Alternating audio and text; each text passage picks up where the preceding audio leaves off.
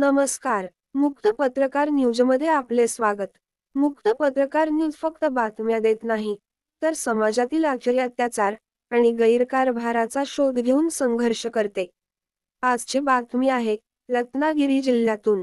संपूर्ण महाराष्ट्रात जनतेला 108 क्रमांकावरून दिली जाणारी मोफत शासकीय रुग्णवाहिका सेवा नियंत्रित करण्यासाठी आणि तिची अंमलबजावणी आपल्या जिल्ह्यात नीट होते आहे की नाही, हे बघण्यासाठी रत्नागिरीच्या जिल्हाधिकाऱ्यांना वेळ नाही.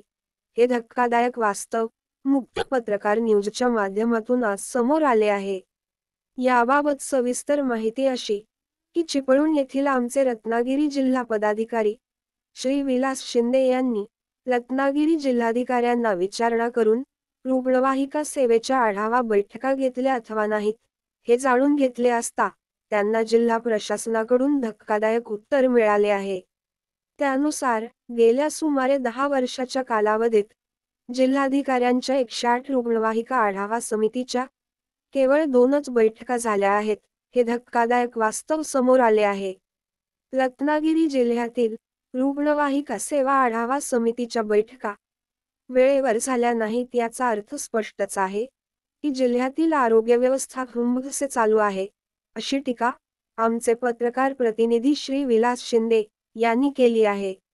जनतेसाठी जनतेच्या पैशाने पदावर बसवलेले हे अधिकारी अशा प्रकारे गैरकारभार करून जनतेसाठी त्यांना दिलेले कर्तव्य पार पाडत नसल्याचाच हा प्रकार असून मुक्त पत्रकार न्यूज आता रत्नागिरीतील आरोग्य सेवेबाबत सखोल संशोधन करणार हे निश्चित आहे.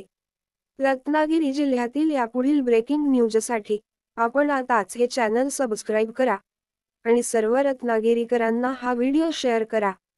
आता आपणही बनू शकता आमचे पत्रकार प्रतिनिधी. त्यासाठी वय, शिक्षण व अनुभवाची अट नाही. फक्त दिलेल्या क्रमांकावर आमच्याशी संपर्क साधा आणि सुरू करा शोध पत्रकारिता.